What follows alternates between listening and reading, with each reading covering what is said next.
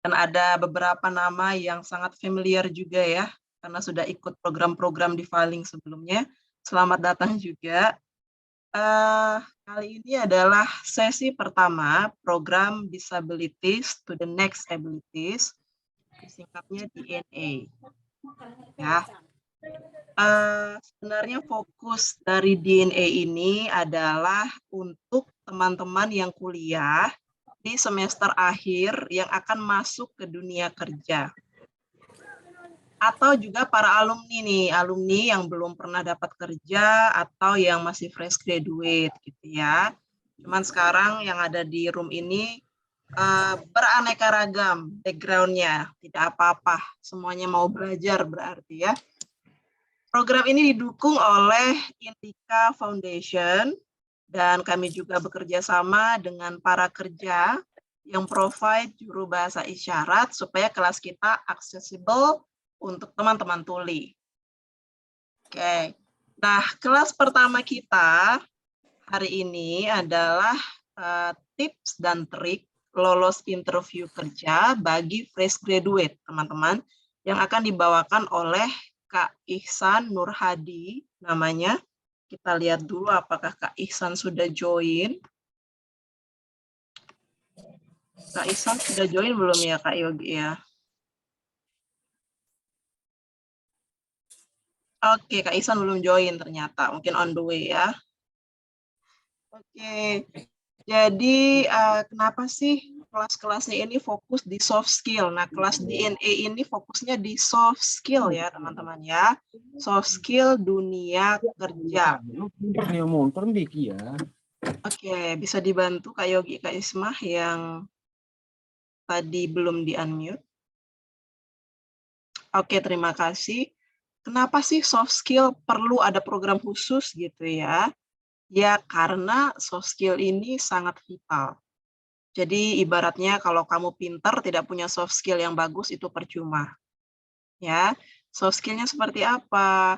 Salah satunya nanti akan dijelaskan nih sama narasumber kita. Cuman ya narasumbernya belum masuk ya, Kak Ihsan. Sebentar. Jadi supaya pada saat saya kenal beliau ada di sini. Oke, Kak Ihsan sudah ada di room. Kita sapa dulu Kak Ihsan Nurhadi. Selamat sore, Kak Ihsan. Selamat sore, Bu Suri. Terima kasih banyak Kak Ihsan sudah menyempatkan waktu akan sharing sama teman-teman. Ini sebenarnya slotnya hanya 50 orang. Oke. Dan ya karena banyak peminatnya kita ajak saja ya bergabung semuanya. Jadi saya akan perkenalkan dulu Kak Ihsan. Kak Ihsan ini adalah Employer Branding dan Engagement Manager di multinasional FMCG Company. Apa itu nanti Kak Ihsan yang jelasin gitu ya. Nah, saya juga mau memperkenalkan sedikit background-nya Kak Ihsan. Jadi Kak Ihsan ini S1-nya di ITB, teman-teman ya, jurusan Business Administration dan Manajemen, kemudian Kak Ihsan S2-nya di Universitas Indonesia, jurusan Social Welfare dengan IPK itu 3,08. Wow, keren ya.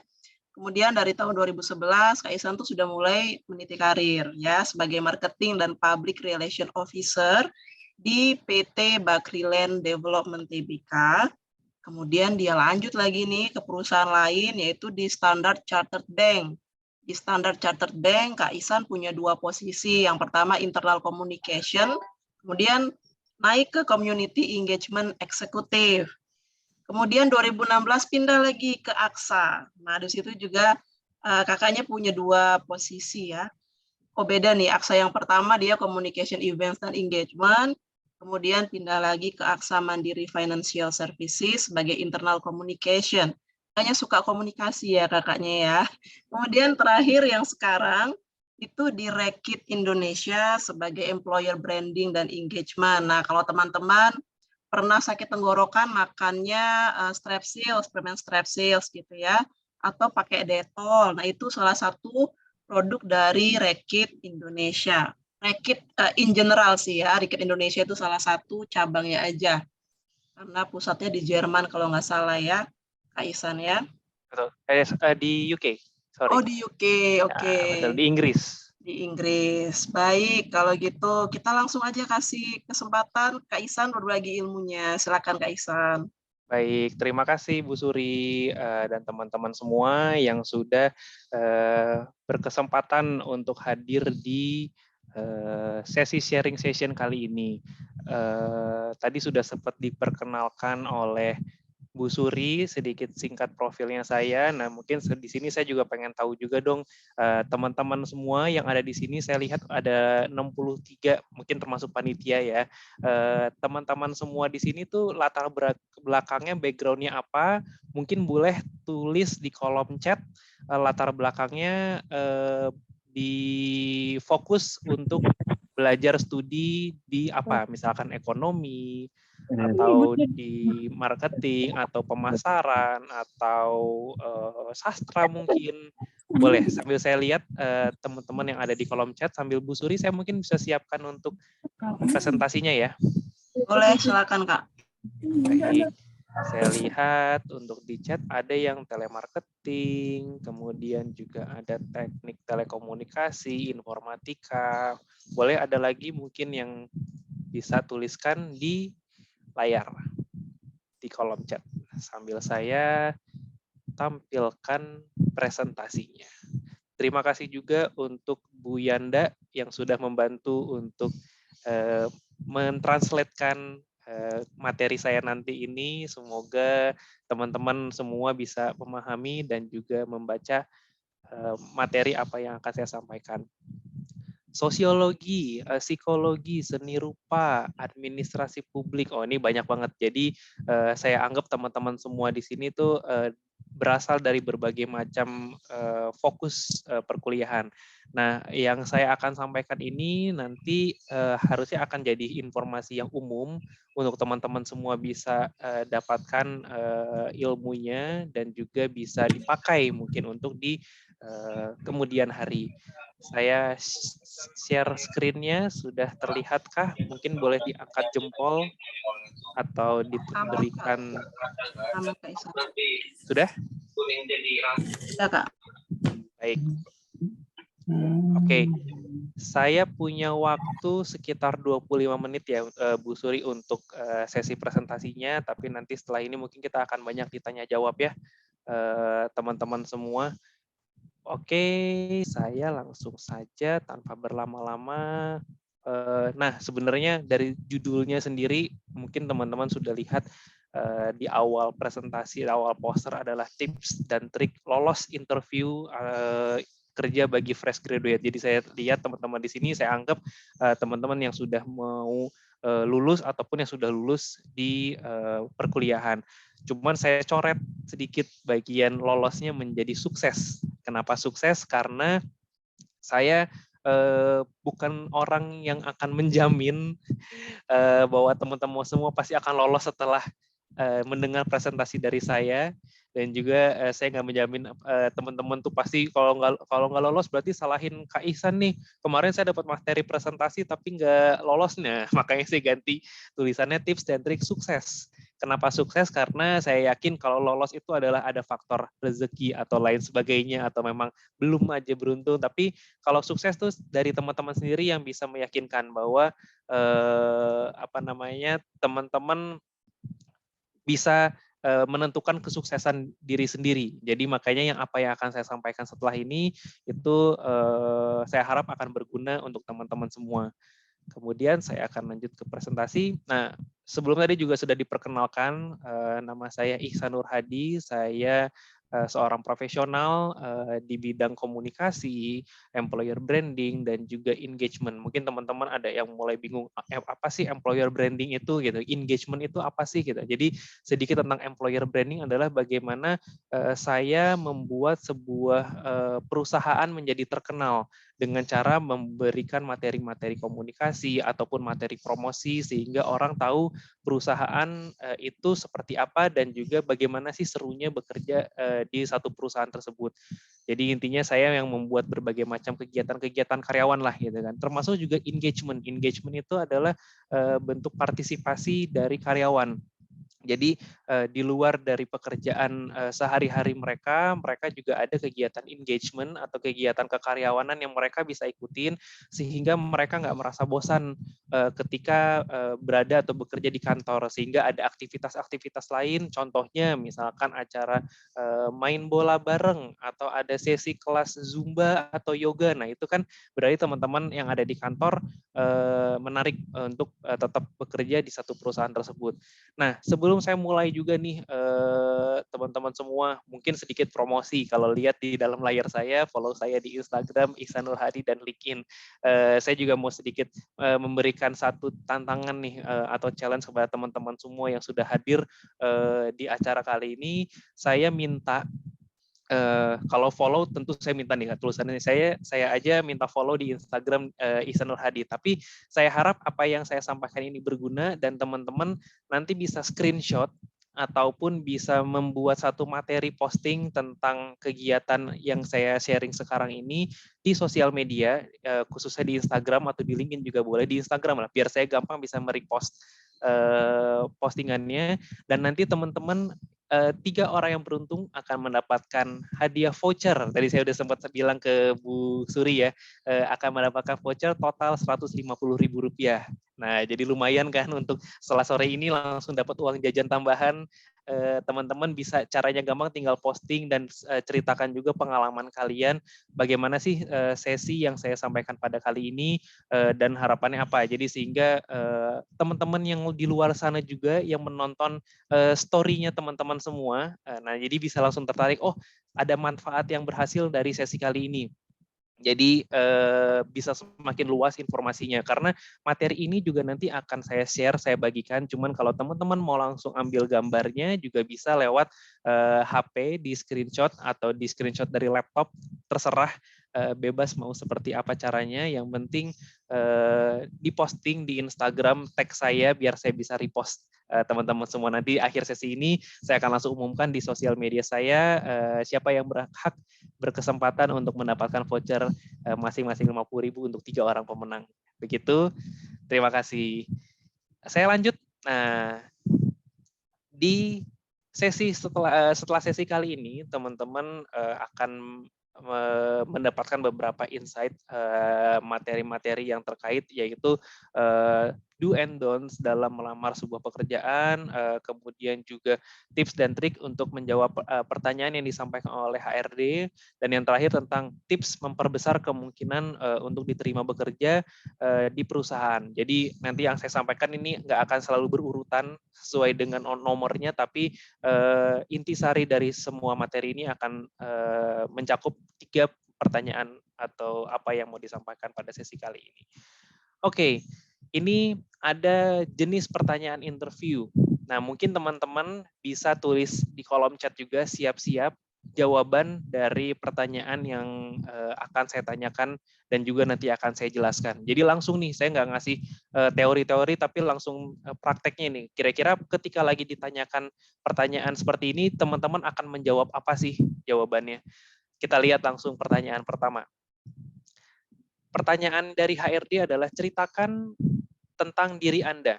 Nah, kira-kira apa yang akan kamu jawab dari pertanyaan di atas? Tinggal tulis nomor 1, 2, atau 3. Nah, ini pertanyaannya pertanyaan tidak berhadiah, tapi teman-teman bisa menjawab di kolom chat jawaban dari pertanyaan di atas. Ceritakan tentang diri Anda. Boleh ada yang bisa jawab di kolom chat?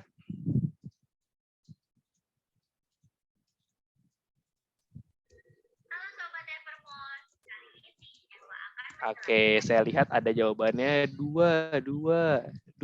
Oke, 3, 2. Oke, langsung kita tutup saja. Kita akan langsung buka jawabannya. Nah, jawabannya adalah nomor 2. Menceritakan kepada perusahaan tentang prestasi, kemampuan, serta kualifikasi pendidikanmu. Kenapa? Karena ketika kita diminta untuk ceritakan diri Anda, itu kita diminta untuk menjelaskan potensi-potensi yang ada di diri kita yang kira-kira nanti akan menjadi manfaat untuk perusahaan. Jadi bukan sekedar dia pengen tahu tentang kesibukan kamu, kayak hobi kamu ngapain sih selama waktu luang, atau kayak cerita waktu kecil tuh kamu tipenya orangnya yang suka main sama tetangga di komplek nggak sih gitu kan, atau sama keluarga yang suka keliling jalan-jalan enggak.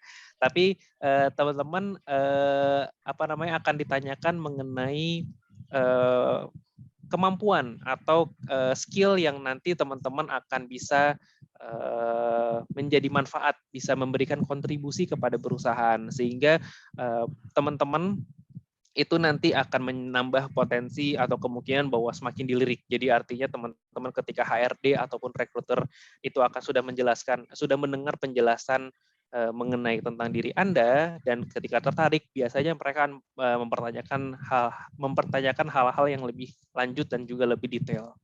Oke, kita masuk ke pertanyaan kedua. Teman-teman bisa jawab juga dari pertanyaan yang kali ini. Tadi kalau ceritakan tentang diri Anda, nah sekarang ceritakan tentang keahlian Anda. Nah, keahlian Anda itu apa? Ceritanya dari A, cerita keahlian yang berkaitan dengan posisi tersebut. Kemudian B, jawab tentang keahlianmu yang orang lain tidak miliki. Oh, jadi ada spesial nih, spesialnya apa gitu. Dan yang ketiga C, ceritakan bahwa saya malu sehingga enggan menceritakan keahlian. Nah, mungkin boleh dijawab di kolom chatnya, sudah ada yang menjawab. Mungkin teman-teman yang punya ide atau jawaban lain bisa seperti apa?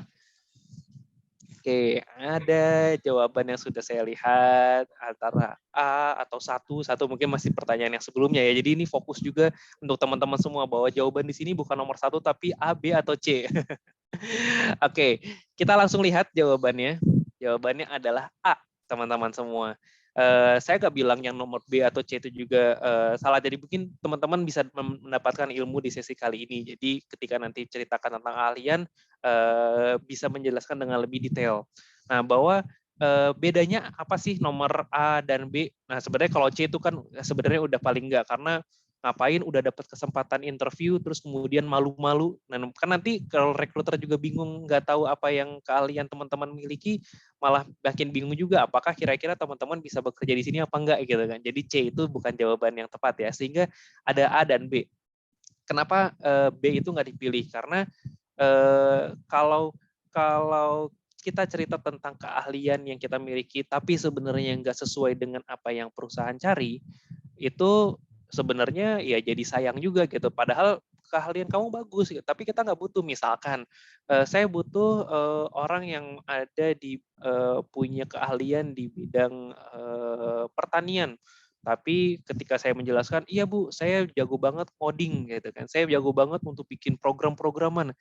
Tapi kan nggak ada kebutuhan yang tentang teknologi itu gitu. Kita butuhnya orang yang mengerti tentang ilmu pertanian. Nah, jadinya fokusnya adalah kita menceritakan keahlian yang berkaitan dengan posisi tersebut, sehingga perusahaan itu bisa lebih mengapresiasi dan juga lebih melirik tentang keahlian, karena oh ini ada checklistnya nih. Oh, keahliannya teman-teman punya kemampuan ini gitu kan.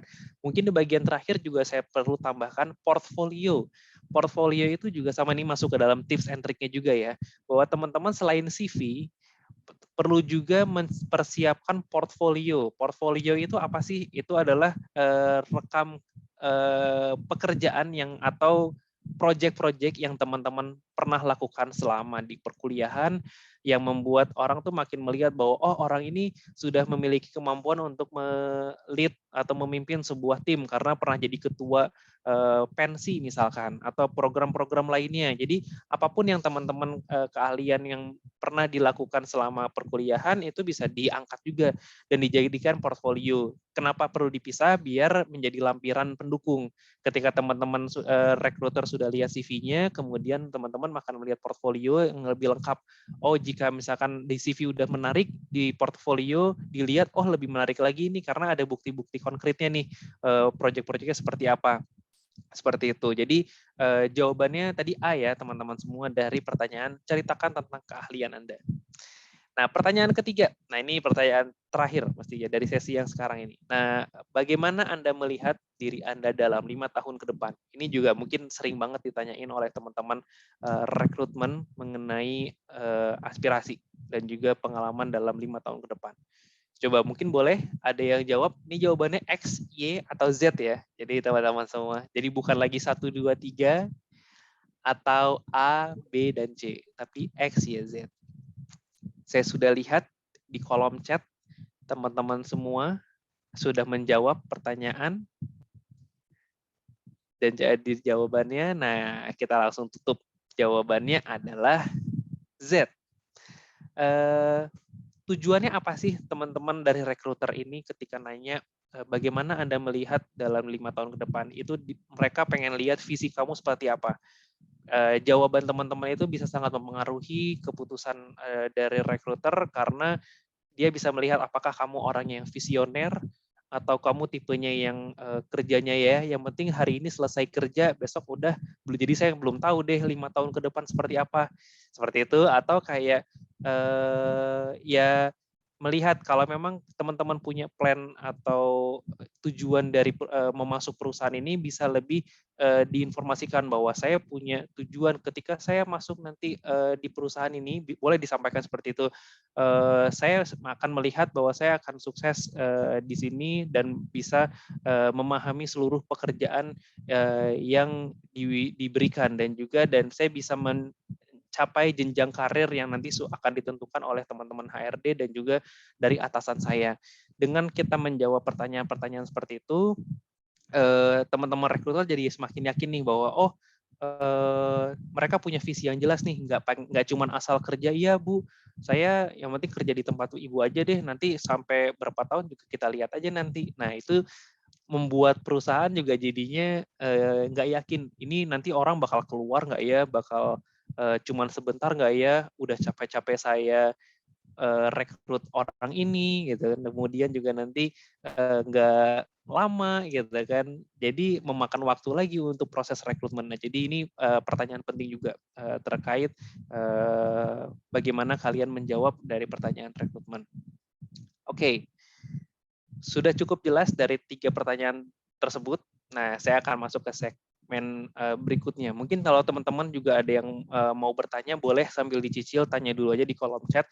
Nanti kita setelah ini akan ada sesi tanya-jawab yang akan dibantu juga oleh panitia. Nah, sekarang saya akan masuk ke bagian tips diterima di perusahaan. Ini sebenarnya tips diterima itu terlalu menjanjikan ya, tapi minimal apa yang akan saya sampaikan itu bisa meningkatkan probabilitas teman-teman semua dalam bergabung di perusahaan, karena banyak sekali perusahaan-perusahaan yang saya tahu itu mereka juga nggak terlalu memandang dari bagaimana latar belakang kalian, kebutuhan khusus kalian seperti apa. Yang penting selama mereka melihat determinasi kalian dalam kesungguhan untuk masuk di perusahaan tersebut, itu hal-hal lain itu akan jadi faktor yang tidak terlalu penting. Yang penting mereka melihat dari sisi kemampuan otak kalian dan juga bagaimana kalian berkomunikasi dengan satu sama lain, seperti itu. Nah, ada 2 poin utama dari segmennya ini, yaitu sudah terlihat di dalam layar, adalah tipsnya. Yang pertama adalah riset perusahaan. Nanti seperti apa akan saya jelaskan. Yang kedua juga persiapkan diri sematang mungkin. Nah, kita masuk ke bagian yang pertama. Yang pertama tentang riset perusahaan adalah kalian perlu tahu bisnis perusahaannya seperti apa dan juga latar belakangnya seperti apa. Karena mungkin saya bisa lihat bahwa teman-teman mungkin ketika baru lulus kerja berpikir, udah saya pekerja di mana aja deh, yang penting udah diterima dulu gitu kan. Oke, nggak masalah. Cuma nanti akan jadi masalah atau akan jadi pertanyaan ketika kalian tahu-tahu udah gabung di perusahaan tapi ternyata nggak sejalan nih sama apa yang kalian pikirin, apa yang visi yang kalian pikirin. Misalkan, saya contoh nih, ada orang yang merasa saya tuh nggak terlalu suka ngerokok gitu kan, saya nggak suka dengan asap rokok, tapi ternyata saya iseng aja apply ke perusahaan yang bisnisnya itu adalah bisnis rokok. Yang mana nanti ketika udah diterima, tahu-tahu jadi galau, oh iya ternyata saya belum riset, ternyata yang saya apply ini perusahaannya adalah perusahaan produksi rokok gitu kan, yang mana nanti bisa aja di dalam atau kerjaan saya tuh bersinggungan dengan rokok gitu misalkan, sehingga malah jadi sayang juga kan. Jadi itulah pentingnya teman-teman punya riset dulu di awal, sehingga tahu apa sih bisnis perusahaannya, berapa lama juga perusahaannya itu sudah berjalan, sehingga teman-teman bisa membayangkan juga ketika akan bergabung itu tidak akan merasa terjebak seperti itu. Jadi jangan sampai ada baru bergabung di perusahaan yang baru startup misalkan, tapi startupnya misalkan saya nggak bilang secara umum ya, tapi ada aja mungkin startup yang abal-abal gitu, atau yang masih merintis atau kayak yang nggak meyakinkan, tapi tahu-tahu ketika udah diterima berapa bulan kerja di PHK-kan gitu kan. Kenapa? Karena ternyata ya mungkin teman-teman belum riset sampai sejauh apa bisnis perusahaan tersebut gitu. Makanya itu pentingnya untuk riset di perusahaan. Banyak banget di internet itu banyak banget materi-materi yang bisa teman-teman cari terkait perusahaan. Annual report atau laporan tahunan perusahaan itu juga penting gitu kan, karena biar tahu nih, oh bisnis perusahaan itu selalu bertumbuh, jadi kira-kira saya bisa dapat bonus nih dari perusahaan ini, bisa jadi seperti itu termasuk juga untuk pemilik perusahaan ini sebenarnya penting nggak penting, karena nanti teman-teman semua juga bisa tahu ketika ada perusahaan yang dasarnya adalah multinational company seperti yang tempat saya bekerja sekarang, ada juga perusahaan yang mungkin hitungannya bisnis keluarga gitu kan. Itu treatment atau apa bahasanya, cara kerjanya itu juga bisa aja berbeda. Karena dari cara pola pikir pemimpin perusahaannya, kemudian diturunkan ke dalam timnya seperti apa, itu juga bisa jadi berbeda. Seperti itu. Kita lanjut ke poin yang kedua. Selain menilai perusahaannya, kita juga lihat dari kebutuhan perusahaannya seperti apa. Jadi butuhnya tadi saya sempat sampaikan, ada perusahaan pertanian mau rekrut orang yang punya fokus di bagian agrikultur, tapi ternyata kita jagonya di teknik informatika nih. Nah itu kan nggak nyambung gitu kan. Apalagi ketika udah nggak nyambung kita coba apply, itu juga jadinya kayak nggak relevan, jadinya orang malah jadi berpikir kayak ini ngapain orang ini apply ke dalam kebutuhan ini gitu kan, ke dalam perusahaan ini, seperti itu. Yang berikutnya, mungkin saya bisa tambahkan di bagian sebelumnya, yaitu tentang nilai perusahaan. Jadi selain bisnis perusahaan atau latar belakang tadi yang mungkin terlewat itu ini, company value atau nilai perusahaan. Ini juga salah satu yang menurut saya penting. Kenapa? Karena saya yakin teman-teman semua juga punya kepribadian, teman-teman semua punya nilai-nilai yang dijunjung oleh masing-masing individu. Sementara perusahaan juga pasti punya nilai-nilai yang mereka junjung, gitu kan. Nilai-nilai dalam arti nilai perusahaan ya, value dari perusahaan tersebut. Misalkan ada yang mereka menjunjung nilai atau value adalah customer first, atau customer first dalam bahasa Indonesia adalah pelanggan adalah raja lah, seperti itu. Jadi kita harus mengutamakan pelanggan. Nah kita harus lihat juga kalau kita tipenya yang kayak kita ego dengan kita sendiri aja, nggak perlu mikirin pelanggan apa, yang penting kita kerjanya bener gitu kan, kita kerjanya sesuai, itu juga bisa jadi bentrok nih nanti. Atau juga nilai perusahaan adalah kecepatan dalam menyelesaikan pekerjaan, tapi tahu-tahu teman-teman kurang cukup bisa mengikuti ritme dari perusahaan itu nih, karena misalkan perusahaan startup nih biasanya yang kayak speednya tuh cepat gitu kan, itu ketika kita masuk tapi kita masih lambat, kita harus mengejar. Nah itu juga sesuatu yang harus kita cari tahu nih gitu kan, nilai-nilai seperti apa, biar kita juga sudah dapat informasi dari perusahaan tersebut, mereka butuh orang yang kepribadiannya seperti apa sih, seperti itu. Jadi yang bagian terakhir sudah dijelaskan mengenai company needs. Nah berikutnya saya akan masuk ke bagian prepare, mempersiapkan diri dengan matang. Jadi poin kedua tadi ya, atau poin pertama tadi tentang riset perusahaan, kemudian poin kedua adalah mempersiapkan diri dengan matang. Yang pertama adalah expect the unexpected, atau ini kita mempersiapkan sesuatu yang tidak terduga, dan juga set mindset kita. Jadi ini yang saya pengen sharing juga sama teman-teman semua. Saya pernah berada di posisi tidak bekerja, kemudian pada saat itu saya sedang fokus kuliah, kemudian setelah kuliah selesai saya mau mencari pekerjaan lagi, itu saya punya kendala dalam apply di perusahaan. Kenapa? Karena saya berpikir saya udah punya pengalaman, tapi kok saya apply belum dipanggil-panggil ya gitu kan.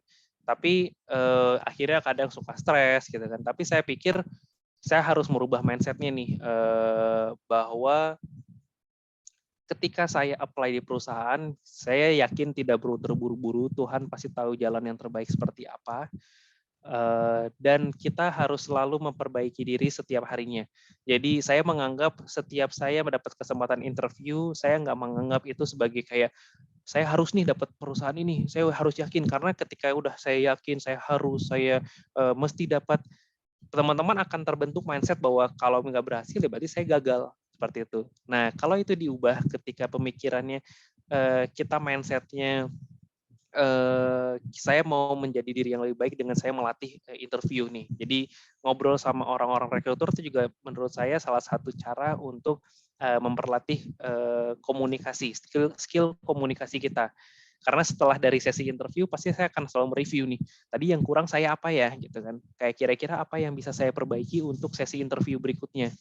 Jadi semakin kita siap itu juga seperti di layar, semakin juga peluang besar kita diterima. Jadi orang juga bisa melihat kalau orang ini mindset-nya penuh ambisi atau kayak orang ini kayak ya sudah sambil jalan aja deh. Itu dari ekspresi teman-teman semua juga bisa terlihat. Kalau sekarang masih interviewnya via online misalkan, ekspresi muka yang ada di layar teman-teman tuh juga bisa lebih terlihat dibanding ekspresi gestur ketika kita tatap muka langsung, karena benar-benar mereka melihat eye contact kalian, bagaimana kalian menjawab dengan nada seperti apa. Itu teman-teman rekruter yang akan bisa menentukan, bisa melihat bahwa seberapa siap sih teman-teman semua dalam proses interview ini. Jadi itu yang pesannya yang saya sampaikan di bagian ini, kita harus setting mindset kita bahwa kita tuh ketika kita gagal dari interview itu kita jangan ambil itu sebagai kegagalan, tapi kita ambil sebagai bahan bakar untuk kita menjadi lebih baik lagi di kemudian hari. Seperti itu. Yang berikutnya, latihan. Kenapa saya bilang seperti itu? Karena ya saya sendiri sudah banyak melakukan interview. Jadi saya interview ke orang gitu kan. Saya juga pernah menginterview orang. Bisa terlihat bahwa orang yang sudah mempersiapkan dengan matang apa yang mau mereka sampaikan, sama yang mereka ya udah yang penting ngomong aja deh gitu kan. Poin pertama yang perlu saya sampaikan adalah selain latihan adalah mempersiapkan apa saja yang mau kalian sampaikan secara terstruktur. Tidak perlu nanti kalian harus baca secara sistemik, saya harus ngapalin banget nih gitu kan. Nggak perlu, tapi minimal kalian tahu poin-poin apa yang mau disampaikan. Karena waktunya rekruter pun juga terbatas. Teman-teman semua juga pasti punya waktu yang terbatas juga untuk menyampaikan apa yang mau kalian sampaikan. Jadi seperti itu, harus disiapkan biar nggak ada yang terlewat apa yang kalian mau sampaikan. Jadi kemudian juga selain mempersiapkan itu, kalian latihan ya itu bisa bicara dengan teman-teman atau mungkin sama kaca gitu kan, atau mungkin lagi mandi deh gitu. Atau kadang saya kalau lagi di jalan menuju ke kantor, atau saya lagi ada kesempatan lain untuk saya bisa ngomong sendiri, ya saya ngomong sendiri aja. Itu jadi kayak saya bisa latihan ngomong, mulut saya jadi lebih lihai, jadi lebih lentur untuk menyampaikan apa yang mau saya sampaikan. Yang terakhir adalah eye contact. Eye contact itu juga perlu. Kenapa? Karena ketika kita baik di tatap muka langsung, tatap muka offline ataupun online, eye contact itu juga perlu karena biar melihat seberapa serius teman-teman semua dalam proses ini. Seperti yang saya lakukan sekarang gitu kan. Mungkin saya beberapa kali ke kanan ke kiri karena ada materinya itu di sebelah kiri, tapi ketika saya ngomong, saya lihat ke arah webcam yang ada di tengah sini gitu ya. Itu saya mungkin ya, bukan mungkin, saya menganggap bahwa ketika saya melakukan ini, teman-teman juga pasti akan lebih memperhatikan karena anggapannya kayak saya ngomong langsung dengan teman-teman semua, dengan saya melihat ke dalam webcam dibanding saya ngomong ya seperti ini. Jadi Bu, pengalaman saya adalah, kan jadinya kurang enak kan. Lebih enak kalau kita punya eye contact langsung. Lihat kanan dan kiri juga boleh, tapi nggak perlu terlalu sering-sering seperti itu. Bagian yang terakhir, be yourself atau jadilah diri sendiri. Kenapa? Karena ketika kita jadi diri yang lain, itu kita orang rekruter bisa tahu nih kalau misalkan ini kayaknya fake nih, orangnya kayaknya nggak seperti ini, itu bisa kelihatan dari gesturnya, dari cara ngomongnya. Karena ketika kita apa adanya, ya orang akan bisa melihat bahwa kita lebih nyaman nih, gitu kan. Mungkin juga selain yang be yourself itu adalah kita menjadi chemistry. Chemistry itu atau apa bahasa Indonesianya ya? Chemistry itu ya hubungan ke ratan atau kayak kliknya apa ya bahasa Indonesianya ya Bu? Teman-teman mungkin ada yang bisa tahu nggak chemistry itu kalau bahasa Indonesia itu apa? Itu ya dalam satu interaksi itu pasti ada kayak kalau kita dengan pasangan ya ada cinta pada pandangan Frekuensi. pertama gitu. Frekuensi Frekuensi, ya. betul. Frekuensi. Nah, ketika frekuensi itu kita ketemu, rasanya nanti ketika kita akan ada diskusi menjadi lebih nyaman, lebih masuk. Tapi ketika kita nggak ada dalam satu frekuensi yang sama, itu orang yang merekrut kita atau orang calon atasan kita juga jadinya kayak enggak deh, kayaknya dia nggak sefrekuensi sama saya nggak dapet nih kliknya gitu. Jadinya ya udah interview ngobrol-ngobrol aja. Nah, jadi kenapa dan bagaimana membentuk chemistry itu penting? Ya, jadi salah satunya adalah be yourself. Kalau kamu orangnya yang tipe suka ngobrol sama orang dan juga apa namanya periang gitu kan, tunjukkanlah seperti itu. Jangan sampai kalian jadinya kaku atau kayak gagap gitu ketika ngomong. Itu orang juga pasti akan melihat, oh ini gimana nih ngomong sama interview aja gagap gitu kan, atau kayak kaku, gimana nanti ketika mau ngobrol sama yang lain gitu kan. Itu bisa kekakuan itu atau kegagapan itu bisa dihilangkan dengan cara latihan. Jadi teman-teman semua harus selalu latihan biar menjadi lebih baik lagi. Seperti itu. Mungkin sekian materi dari saya. Teman-teman tadi juga saya sudah sampaikan di awal, teman-teman bisa juga screenshot atau ambil gambarnya, atau dari sesi yang terakhir ini juga bisa di-scan untuk materinya. Jadi teman-teman bisa langsung ambil lagi nih, kira-kira materi apa yang bisa di-post atau bisa di-share ke teman-teman semua, biar bisa dijadikan bahan untuk postingan. Setelah ini pasti akan ada banyak pertanyaan, teman-teman juga bisa bertanya di kolom chat, atau mungkin Bu Suri bisa langsung raise hand atau menyalakan kamera dan juga mikrofonnya. Kita akan lanjut ke sesi berikutnya. Terima kasih semuanya. Luar biasa, terima kasih banyak Kak Ihsan atas pemaparannya dan sangat interaktif ya teman-teman ya. Jangan lupa tadi challenge nih dari Kak Ihsan ya, akan ada voucher senilai 150.000 ya, dengan cara kalian share di Instagram Story dan mention Instagram Kak Ihsan Nurhadi, ada di layar teman-teman. Oke, ini sudah ada yang bertanya, ada yang raise hand dan ada yang di kolom chat juga. Untuk yang di kolom chat, teman-teman mau open mic enggak? Ya, jadi biar lebih Boleh. interaktif gitu ya. Ada yang mau bertanya langsung juga boleh, diatur aja oleh Bu Suri. Oke, untuk dari kolom chat ada Rahmat Fahri Naim. Halo Kak Rahmat Fahri. Ya, maaf di sini berisik sekali ya. Oh baik, ya udah saya bacakan saja ya dari Kak Rahmat Fahri Naim. Dalam aturan. Selamat siang. Oke, mohon maaf, ini siapa? Tunggu sebentar ya. Kita ke Kak Rahmat Fahri Naim dulu. Pertanyaannya. Oke, Kak Rahmat mau bicara atau enggak? Atau saya bacain? Ini yang tadi Kak Abdul Aziz, tunggu dulu ya, Kak Rahmat Fahri Naim dulu. Oke, makasih. Oke, wah dia nggak sabar ya, saking semangat banget. Oke, dalam aturan tertulis, baik itu aturan perusahaan maupun aturan ketenagakerjaan, seseorang seharusnya bekerja sesuai dengan divisi atau job desk yang sudah dicantumkan. Namun kenyataannya di lapangan terkadang kita mengerjakan hal-hal yang bukan job desk-nya gitu ya, di luar job desk kita. Nah, kita boleh menolak pekerjaan tersebut nggak? Gimana nih Kak Ihsan? Oke, baik. Pertanyaannya menarik dan juga langsung kepada praktek di lapangan ya. Bu Suri, terima kasih juga Rahmat Fahri Naim untuk pertanyaannya. Mungkin secara singkat bisa saya jawab. Sebenarnya pasti di setiap perusahaan itu atau di setiap kondisi ada pekerjaan-pekerjaan yang kita perlu lakukan di luar dari job desk kita. Pertanyaannya adalah kita perlu ngerjain apa enggak nih? Kira-kira apa kita bisa nolak? Itu balik lagi tergantung dari kondisi teman-teman semua. Pertama nih, ketika balik lagi yang mungkin poin utama yang bisa saya sampaikan adalah mindset. Jadi ketika mindset itu memengaruhi segalanya dari apa yang akan kita lakukan setelahnya. Ketika kita berpikir bahwa mindset kita, kok dikasih kerjaan di luar dari job desk kita nih, jadi ngerepotin. Padahal kan saya waktunya nggak banyak gitu kan. Saya juga jadinya kesita untuk ngerjaan yang lain. Kerjaan saya ini jadi keteter-teter.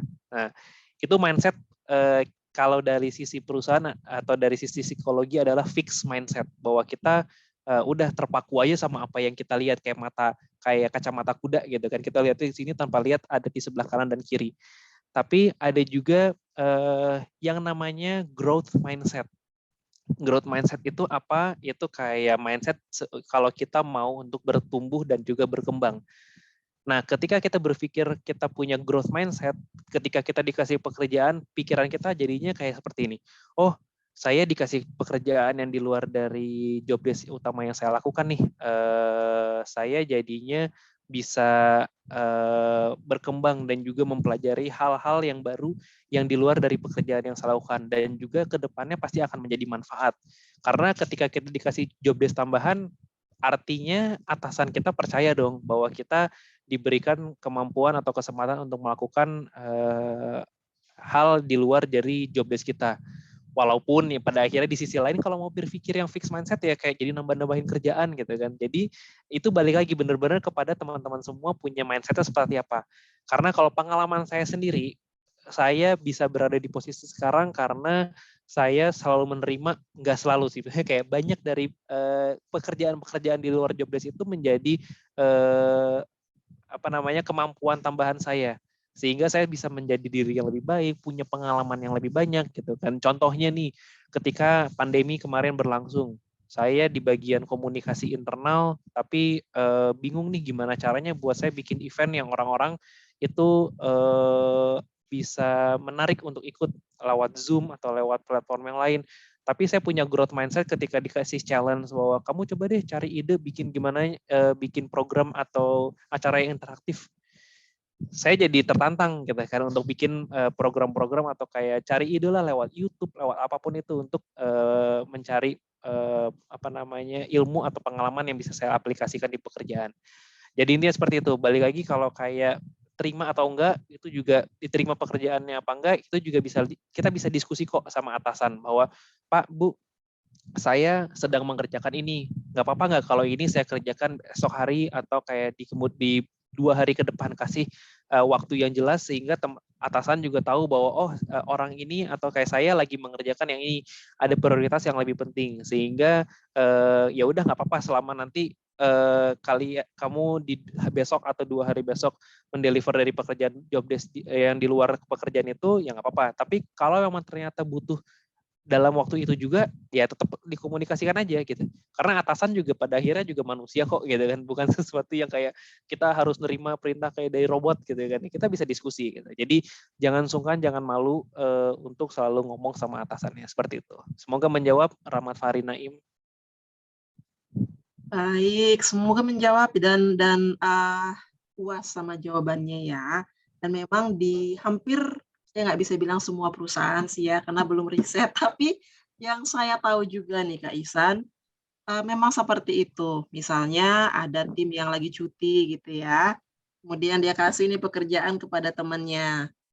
Jadi memang harus terkadang ada situasi di mana teman-teman perlu membackup atau mengerjakan pekerjaan yang sedikit menyimpang dari job desk teman-teman gitu. Oke, berikutnya ini yang sudah chat duluan ya, dibanding teman-teman yang raise hand, dari Ade Yayang Latifah. Izin bertanya, ada beberapa orang termasuk saya. Oh oke, sorry, Ade Yayang mau ngomong langsung ya? Iya Kak. Oh silakan. Ya, halo, Assalamualaikum warahmatullahi wabarakatuh. Waalaikumsalam. Perkenalkan, nama saya Ade Yayang Latifah. Saya dari Universitas Pamulang. Ya, izin bertanya ya, Kak. Eh, Terkadang tuh kan orang tua orang tua kita, terutama yang difabel itu ada juga di Kak yang otoriter gitu, yang selalu eh apa ya membuat anaknya tuh harus dicetak menjadi orang yang mereka mau gitu. Kayak misalnya jadi guru lah atau misalnya kerja di perusahaan-perusahaan tertentu gitu yang sebenarnya kita itu tidak membidangi itu gitu. Tapi kita juga nggak mau nih harus misalnya ribut atau istilahnya beda pendapat sama orang tua dan ujung-ujungnya tuh menimbulkan konflik gitu. Nah itu tuh gimana ya Kak cara menyikapinya untuk supaya kita juga bisa mendapatkan apa yang kita mau tapi kita juga tidak ada bentrokan dengan keluarga gitu Kak. Terima kasih.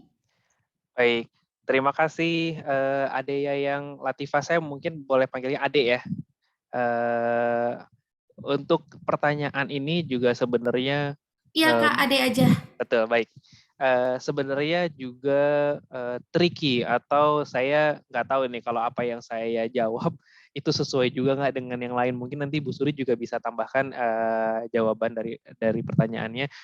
Minimal dari pemahaman atau pengalaman saya ya, saya juga pernah kok berada di posisi ketika saya apply atau bekerja di salah satu perusahaan itu orang tua nggak mendukung dalam arti kalau bisa cari yang lain deh, cari yang lain aja gitu kan. Saya kasih contoh langsung deh, ketika saya masuk di perusahaan yang bank, kemudian juga asuransi, itu orang tua saya juga bangga bahwa oh itu perusahaannya yang riba gitu kan, ada ada apa namanya tidak tidak sesuai dengan syariat gitu kan. Tapi bagi saya sendiri karena saya juga sudah dewasa dan juga sudah punya apa namanya pemahaman sendiri.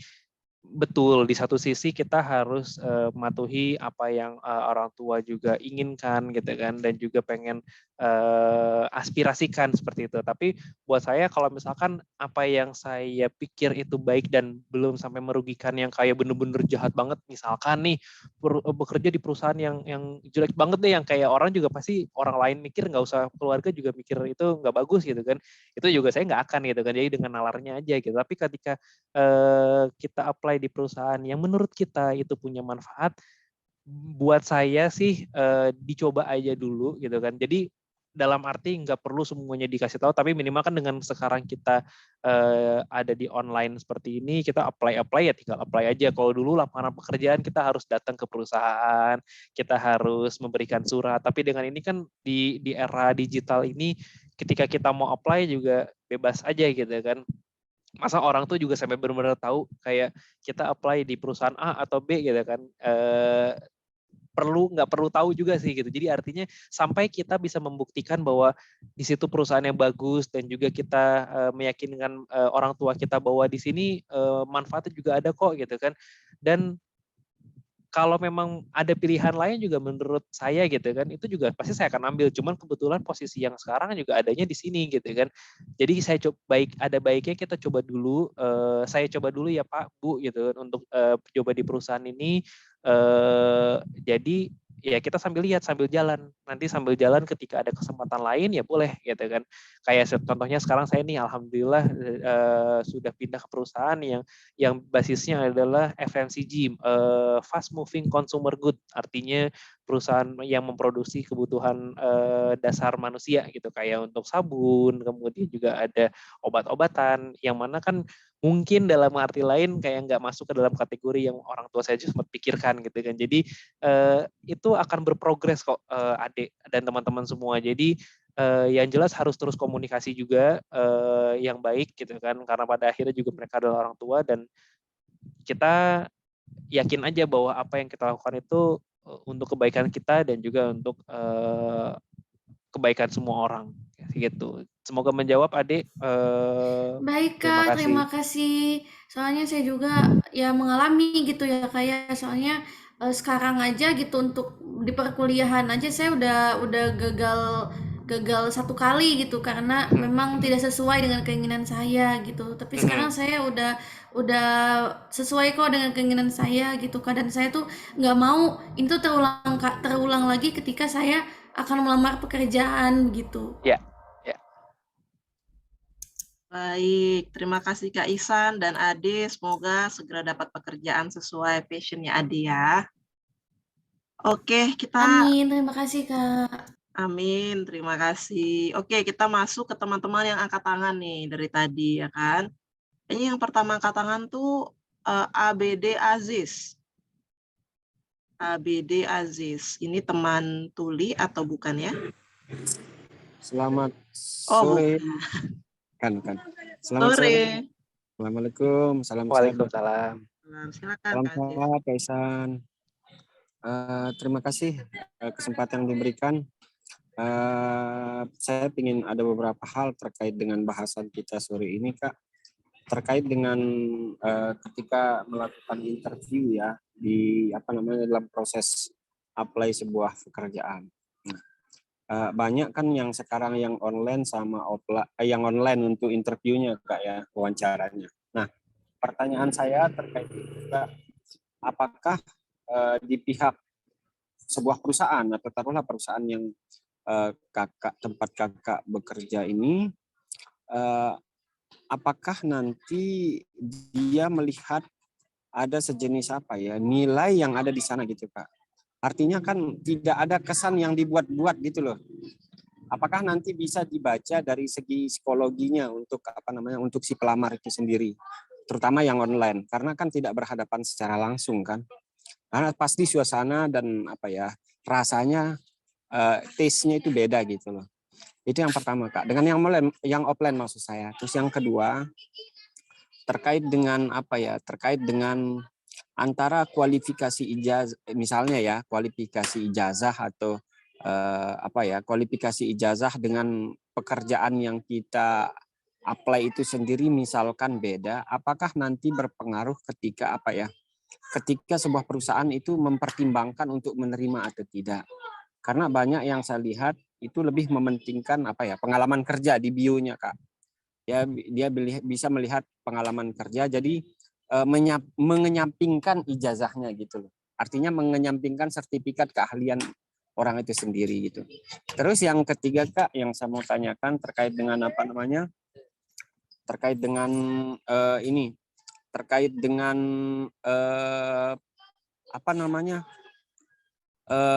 wawancara lagi. Nah, ketika wawancara, apa sih sebenarnya yang harus kami hindari sebagai pelamar gitu loh.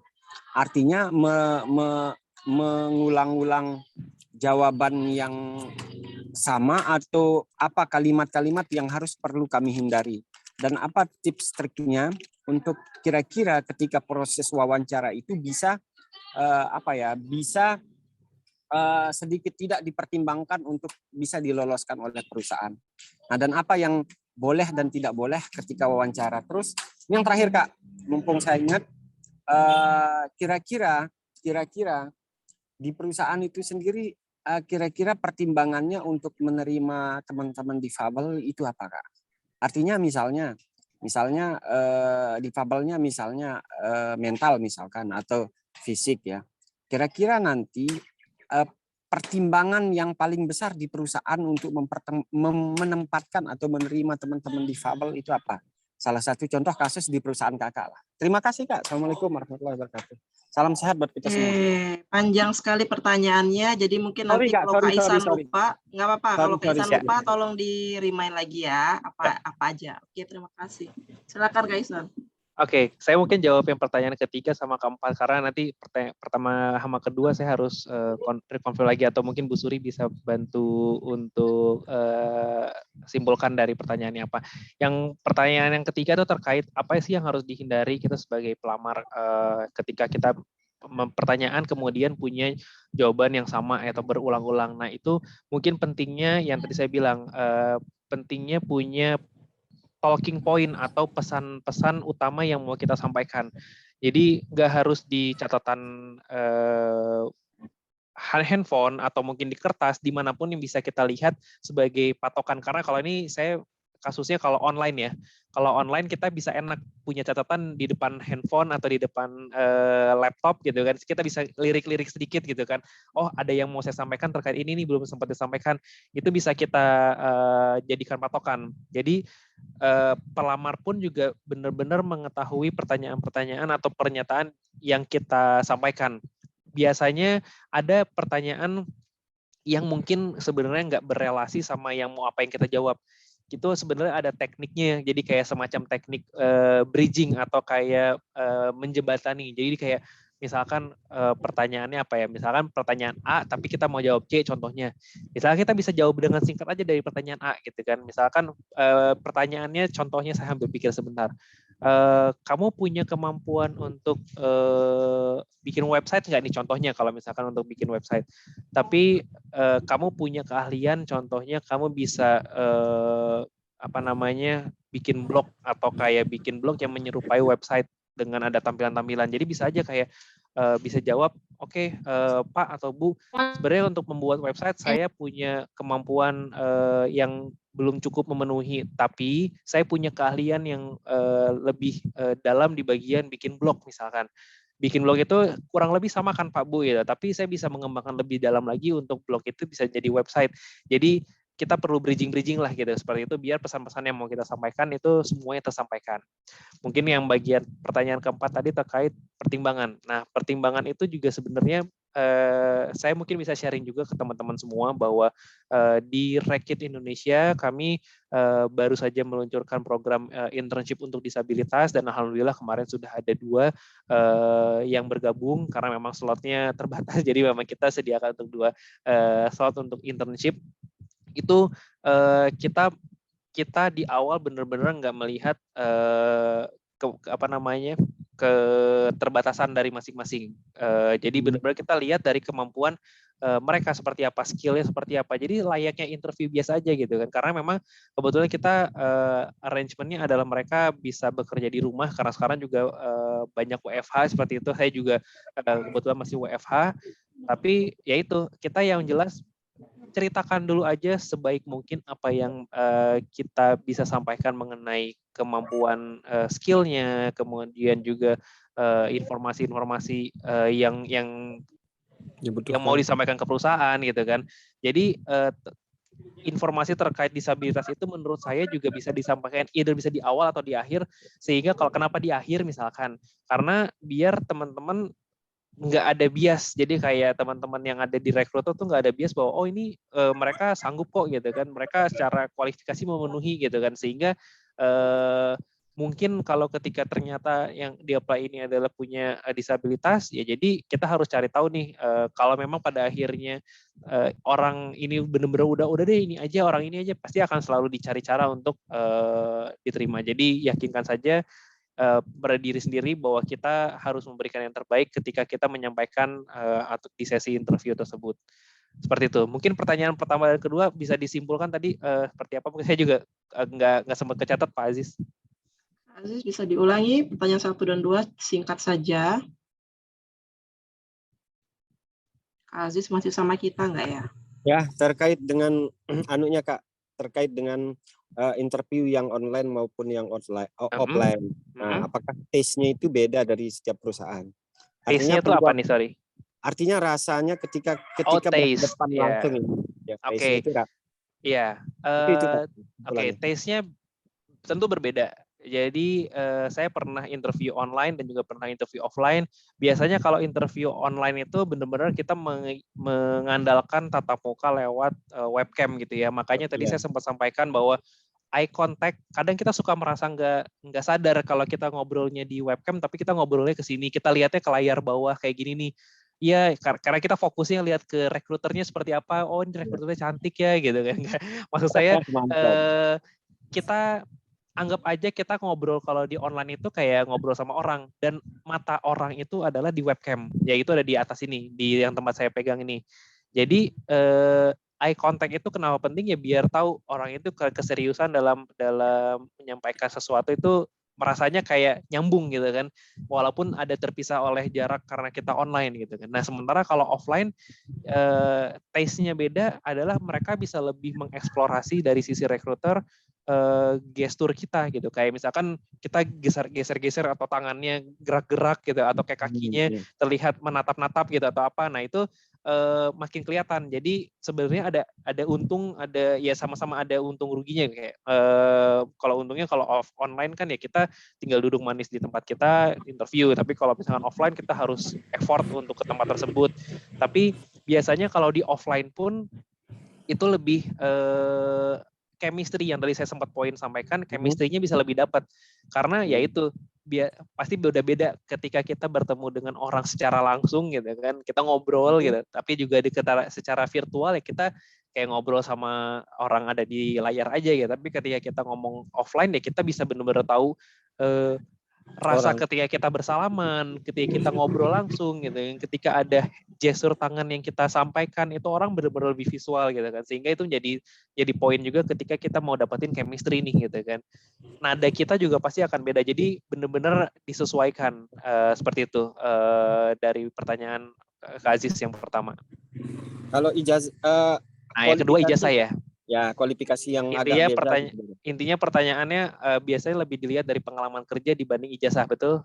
Ya, betul. Nah, itu juga saya sempat sampaikan di awal tentang portfolio. Portfolio itu kan berarti adalah pengalaman kerja, baik ketika kita mau sudah bekerja atau kita juga masih di dalam perkuliahan, itu proyek-proyek itu yang bisa kita jual dibanding sertifikasi, karena menurut saya sertifikasi itu bukan sesuatu yang menjadi nilai, ibaratnya bobot penilaian yang besar, karena pengalaman kerja atau pengalaman expertise yang kita sudah pernah lakukan itu sebenarnya menjadi bobot yang lebih besar. Makanya kenapa orang-orang itu banyak menceritakan tentang pengalaman kerjanya, ada di portfolionya itu seperti apa. Jadi teman-teman bisa juga nih siapkan portfolionya atau pengalaman kerja yang cukup komprehensif misalkan, untuk biar bisa teman-teman rekruter tahu, oh orang ini pernah punya pengalaman di sini, sekecil apapun atau kayak serelevan apapun itu bisa di-sharing. Karena sertifikasi itu buat saya ya cuma jadi pemanis lah gitu. Kalau dalam kehidupan sekarang gitu ya, yang saya tangkap gitu. Seperti itu sih Pak Aziz. Siap. Makasih Kak. Baik, terima kasih hati. banyak Kak Ihsan dan Kak Aziz. Kita lanjut ke pertanyaan berikutnya yang angkat tangan dari Tri Rizky Wahyu. Halo Kak Kiki, panggilannya Kiki nih. Selamat sore Ibu Suri, selamat sore Kak Ihsan dan teman-teman lainnya. Selamat sore, silakan. Sore.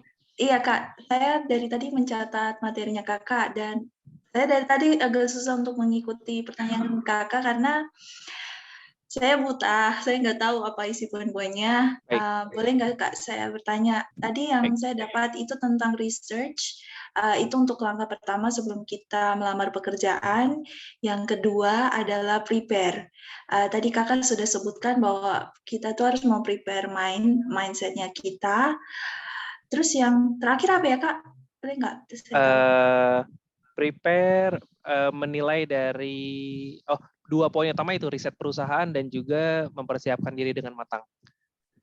Kalau boleh tahu, iya, berarti poinnya cuma 2 aja ya Kak ya? Poin utamanya 2, jadi dari riset perusahaan itu kita bisa mengetahui dari bisnis perusahaannya dan latar belakang seperti apa, kemudian kita juga melihat dari nilai perusahaannya seperti apa, dan yang ketiga kebutuhan perusahaan, company needs seperti apa.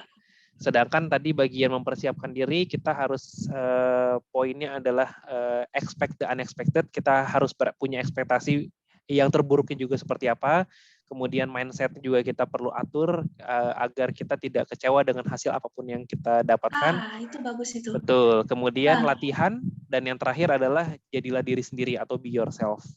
Wih, luar biasa ya, pengen catat semua. BTW mau tanya dong Kak, untuk ekspektasi nanti kecewa atau enggak. Terkadang kan kalau kita sudah prepare diri kita untuk mengikuti misalnya suatu pekerjaan atau apa, tapi kan terkadang itu ada sesuatu yang kayak mungkin dari lingkungan kita yang membuat sesuatu yang jadi kita jadi gagal sendiri kah, atau emang kondisi kita yang belum bisa kuat mentalnya atau bagaimana gitu. Nah, itu bagaimana Kak untuk ekspektasinya kita supaya kita bisa menerima ekspektasi terburuk itu tuh gimana caranya? Betul, betul. Sebenarnya untuk memanage ekspektasi itu pada akhirnya sebenarnya kita sendiri yang bisa membentuk atau menentukan, karena itu ekspektasi itu adalah ya hasil dari apa yang kita pikirkan gitu kan. Apa yang orang lain pikirkan itu sebenarnya hanya menjadi sumber informasi tambahan. Iya, betul sekali Kak. Nah, biasanya tapi kita juga bisa mencari bantuan dari informasi tambahan di luar untuk kita membulatkan ekspektasi kita atau mindset kita. Salah satu contohnya yang paling gampang, misalkan kalau memang kita punya teman bicara atau teman yang kita anggap sahabat atau diskusi, atau mungkin keluarga juga bisa, kalau memang mereka bisa memberikan masukan yang positif terkait bagaimana kita mau membuat mindset kita menjadi, tadi saya bilang growth mindset gitu kan, mindset untuk kita menjadi pribadi yang lebih baik, itu sangat bersyukur sekali itu, karena pasti enak teman-teman semua dikelilingi oleh orang-orang yang punya, kalau bahasa sekarang tuh positive vibes gitu, yang punya influence yang positif gitu kan. Itu satu hal yang bisa teman-teman lakukan untuk membentuk mindset kita bahwa kita harus bisa jadi lebih yang baik kok gitu kan, atau mindset kita bagus. Tapi yang kedua, mungkin saya juga bisa kasih saran, sekarang tuh juga banyak jasa-jasa konseling online. Contohnya kayak di Halodoc gitu. Saya mungkin nggak sponsor, tapi saya kasih tahu beberapa produknya gitu ya. Halodoc, di Good Doctor, atau Alodoc, pokoknya segala macam platform online itu mereka bisa juga membantu untuk konseling. Jadi konseling itu kayak psikolog lah intinya. Psikolog itu ya fungsinya apa ya? Biar kita mendapatkan masukan yang baik gitu kan. Kalau memang kita belum menemukan dari teman-teman atau keluarga, ya kita bisa lewat situ psikolog, dengan tujuan yang mereka pasti akan membantu dan juga memberikan solusi yang baik ke teman-teman semua, biar kita punya mindset yang lebih baik. Karena pada akhirnya tapi inti dari semuanya adalah ya diri kita sendiri. Kita yang nentuin kita mau sukses atau enggak, kita mau berhasil atau kita mau gagal, kita mau punya pikiran yang terbuka atau tertutup. Itu dari kita, dan kuncinya yaitu pengaruh dari teman-teman lingkungan juga itu berpengaruh. Jadi kayak Iya, benar sekali Kak. betul, Tergantung lingkungan. betul. Iya, lingkungan itu yang sebenarnya saya kan orangnya bisa dikatakan kalau idealis banget ya. Nanti gue kira pokoknya semuanya pokoknya bagus, intinya bagus. Tapi setelah kenyataannya, oh my gosh, jadi sempat shock gitu loh Kak. Emang mungkin maka dari itu mungkin ini saya harus membenahi mindset, karena emang lingkungan saya tuh jujur ya mungkin jauh dari keinginan saya gitu. Tapi ya apalagi kalau secara kenyataannya, apalagi tunanetra disabilitas itu kan lebih cenderung kepada mungkin ya dari lingkungan keluarga, lebih banyak disendirikan atau apa gitu ya Kak ya. Nah itu yang makanya mindset dan mental ini yang perlu ditingkatkan gitu loh Kak. Ya, betul sekali. Makanya ini juga ada Divaling, jadi sekalian bantu promosi. Mungkin dari Trinity juga udah sering berinteraksi juga nih sama Divaling, karena Divaling kan juga artinya mereka pasti punya komunitas, juga mereka juga punya teman-teman yang punya kesamaan yang sama gitu kan. Artinya dengan itu bisa saling membantu kok untuk meningkatkan keyakinan diri biar jadi lebih baik. Jadi nggak saya artikan kalau misalkan yang toksik atau teman-teman yang nggak baik itu harus langsung dihilangkan, walaupun sebenarnya harus didepak aja gitu kan, karena mungkin nggak sejalan dengan pikiran kita, tapi di sisi lain ya kita juga butuh teman dong gitu, makanya kita harus cari komunitas teman-teman yang lain yang banyak. Saya yakin di era digital sekarang pasti gampang kok cari teman-teman yang punya vibes atau punya frekuensi tadi yang sama, sehingga kita bisa menjadikan diri kita juga lebih baik lagi. Terima kasih banyak Kak Ihsan dan Kak Kiki. Oke, ini Bu Suri. Sama-sama. Ini masih banyak yang angkat tangan dan ada di kolom chat nih teman-teman ya.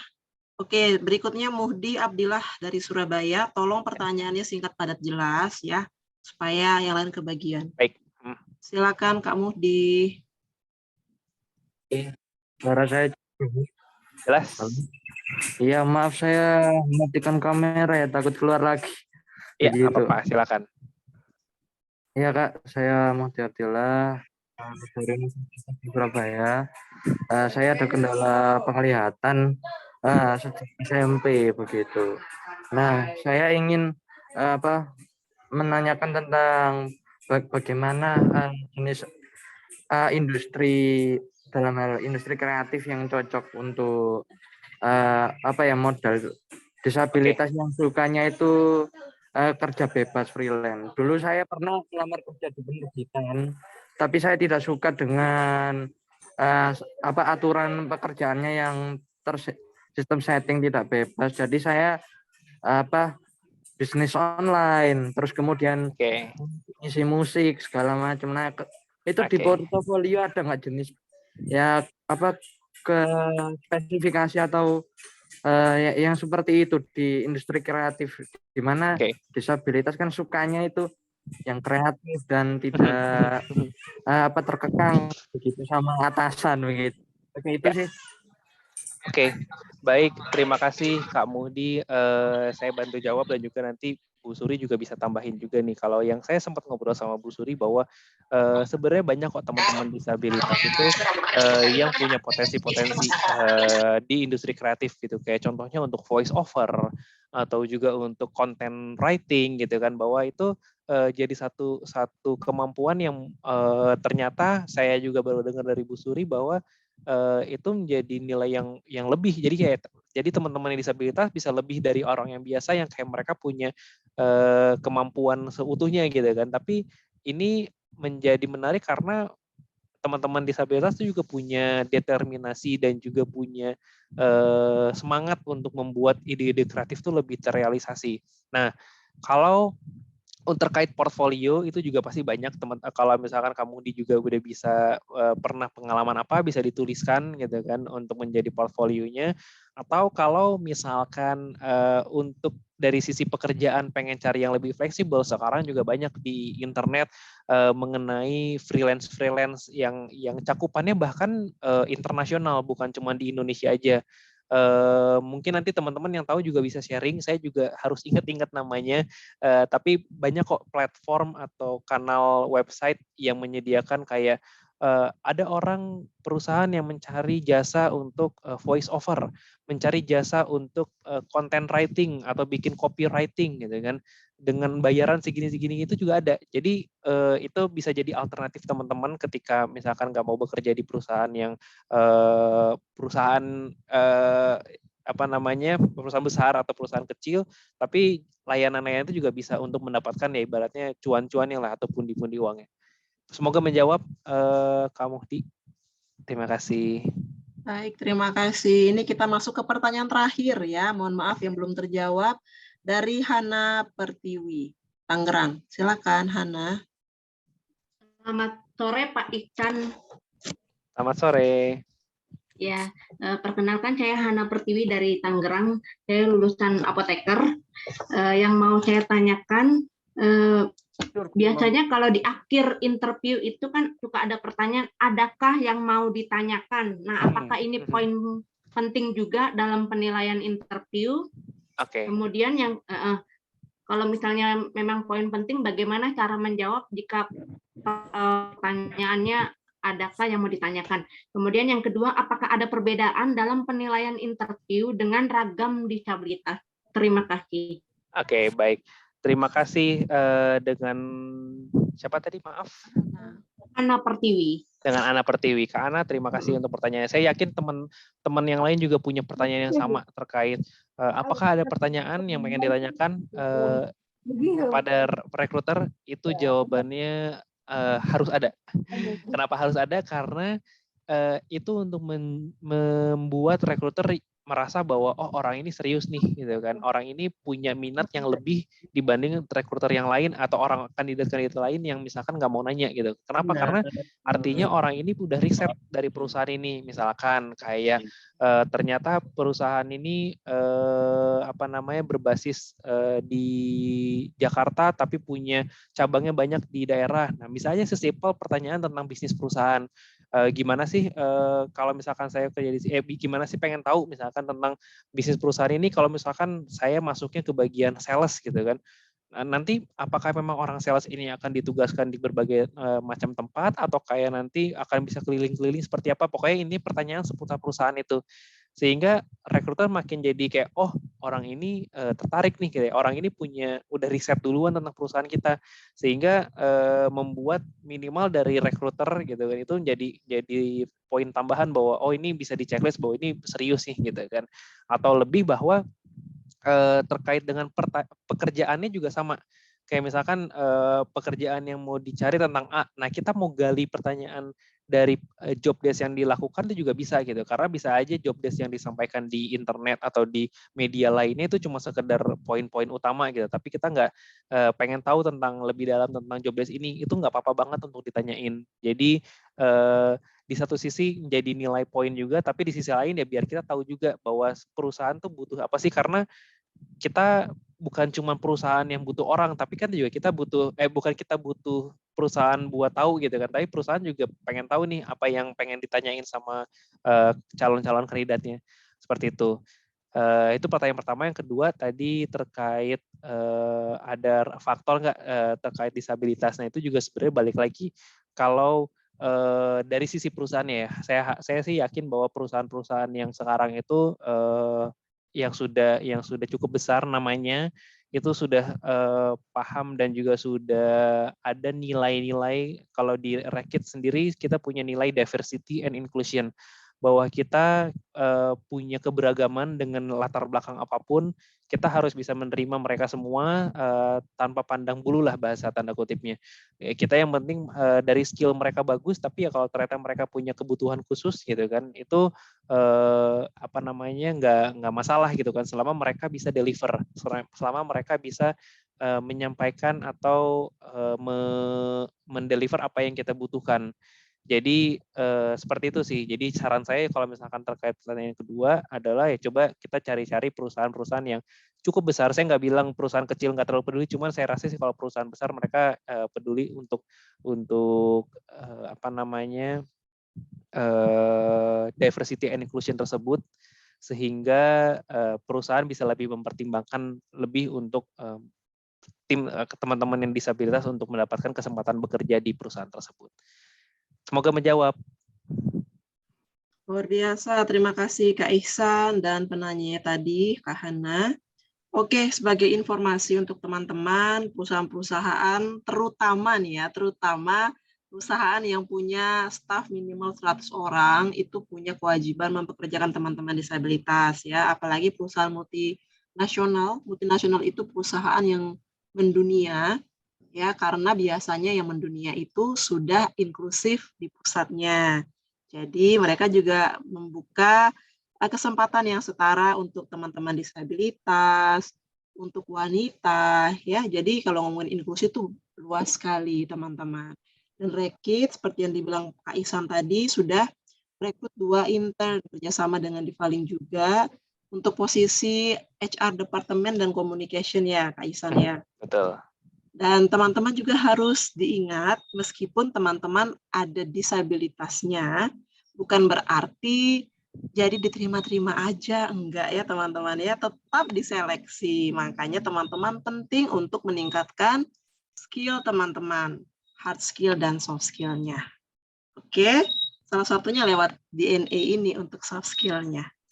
Baik, saya rasa kita tutup saja pertanyaannya karena kalau enggak ini banyak sekali yang belum terjawab. Mohon maaf. Waktunya tapi masih ada nggak Bu Suri?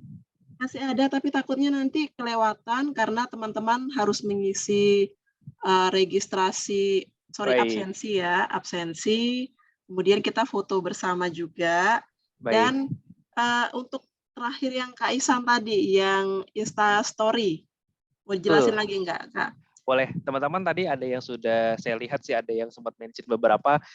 Terima kasih. Jadi masih ada kesempatan nih, saya mungkin bisa buka sampai jam 5 atau jam 6 kali ya. Pokoknya malam ini langsung saya umumkan dan juga sampaikan di Instagram melalui DM bahwa teman-teman ini dapat nih mendapatkan hadiah GoPay ataupun OVO nanti ya. Caranya juga tinggal langsung download juga materinya, saya ada di slide. Mungkin kalau untuk teman-teman yang bisa tulis di kolom chat, simple adalah bit.ly, ada URL-nya bit.ly/ Ihsan Nurhadi X Divaling. Itu karena isinya semua teks semua, jadi mungkin bisa dibaca juga, artinya bisa reading, karena kalau nggak salah yang laptop bisa reading PDF-nya kan ya, jadi bisa jadi materi juga untuk teman-teman semua. Seperti itu. Oke, jangan lupa di-share apa yang sudah teman-teman dapatkan Maaf Kak, dari izin bertanya, untuk absensi harus disertakan screenshot kehadiran kita nggak? Iya. Kalau misalnya ada screenshot, nanti saya screenshot dulu gitu. Ini siapa ya yang tiba-tiba langsung nanya ya? Oke, nanti langsung saja diisi di registrasi linknya ya. Nggak perlu screenshot karena panitia sudah punya screenshotnya sendiri ya. Baik. Ada yang mau bertanya tadi? Iya, itu untuk slide atau segala macam kan di sini ada yang disabilitas penglihatan. Barangkali bisa difasilitasi untuk tulisannya sama mungkin apa yang materinya supaya bisa lebih benar. Kalaupun screenshot pun itu juga random untuk yang penglihatan. Betul, Pak Mudi. Jadi saya bantu tulisan di dalam PDF tersebut itu ada teksnya. Jadi kalau nggak salah ada aplikasi-aplikasi yang bisa bacakan PDF. Jadi dia tinggal bacain PDF-nya, atau mungkin ada cara lain nanti bisa diinfokan juga. Terima kasih. Iya, nanti panitia juga akan fasilitasi ya untuk pengiriman materi dari narasumber kita hari ini. Baik, untuk kakak panitia mohon dibantu link absensinya di kolom chat. Dan sebelum kita tutup, kita fotoan dulu ya. Jangan lupa Instagram story-nya di mention narasumber kita dan juga di Valing. Kita buka kamera dulu semua ya. Nah, kamera ini juga salah satu bukti kehadiran teman-teman nih, ya kan? Jadi buka kameranya untuk fotoan. Kak Yogi bisa tolong dibantu ya. Screenshot. Oke, kita punya 2 slide teman-teman. Kita nggak tahu di slide berapa, pokoknya teman-teman siap aja senyum. Oke? Lihatnya ke arah kamera webcam ya. Oh benar, kita lihatnya ke arah kamera ya. Oke, hitungan ketiga, 1, 2, 3. Oke, ada yang bentar. Kak Yogi aman nggak Kak Yogi? Ulang lagi, 1, 2. Slide pertama sudah, slide kedua. Kak Yogi tolong ngomong 1, 2. Salam inklusi, Kak. Salam inklusi, kelingkingnya diangkat ya. Oke, boleh. Oke, kita kelingkingnya diangkat, salam inklusi katanya ya. Oke. Sekali lagi 1, 2, 3. Terima kasih banyak teman-teman semuanya. Terima kasih sekali lagi Kak Ihsan atas ilmunya. Semoga teman-teman jadi makin mantap jika dipanggil interview ya. Dan semoga benar sesuai dengan judulnya, sukses interview. Baik. Oke, terima kasih ke juru bahasa isyarat kita, Kak Widya dan juga Kak Wanda. Semoga kita bertemu di lain kesempatan ya, Kak Ihsan. Terima kasih banyak. Jangan lupa isi absensi. Terima kasih Kak Ihsan. Terima kasih Kak Widya, Kak Wanda. Oke, absensinya sudah. Oke. Mas Suri, aku mau nambahin tentang absensi. Ya. Ini saya Arina di Valing yang bicara. Absensi sudah saya share di kolom ini ya, kolom chat. Absensi tidak boleh disebarkan di grup WA. Jadi cuman hanya boleh di dalam Zoom ini aja. Dan nanti akan dibuka sampai 16.40, setelah itu kita tutup. Oke. Oke, ini Kak Ihsan katanya akan bantu jawab pertanyaan dari kolom chat. Terima kasih banyak Kak Ihsan. Sambil menunggu teman-teman isi absensi ya. Untuk link dari Kak Ihsan boleh pasti di grup juga, Kak. Link Biar- dari Kak Ihsan sudah dipaste tadi. Sebentar, saya cek lagi, paste ulang ya. Yang bit.ly maksudnya ya? Atau yang Ya, mana? di grup WhatsApp-nya. Bit.ly tadi udah, sebentar.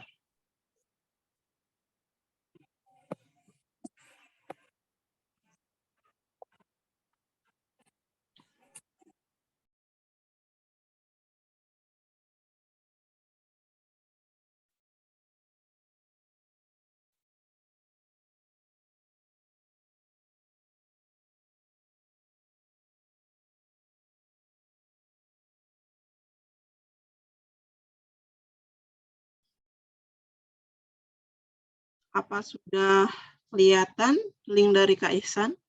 bit.ly/Ihsan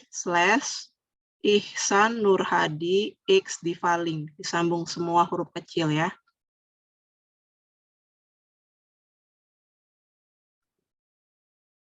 Oke, untuk teman-teman yang di DNA, untuk 50 peserta paling rajin dan aktif selama sesi DNA, jadi kita punya 7 sesi ya, akan dapat e-wallet dari program DNA. Ya. Oke, sudah semua.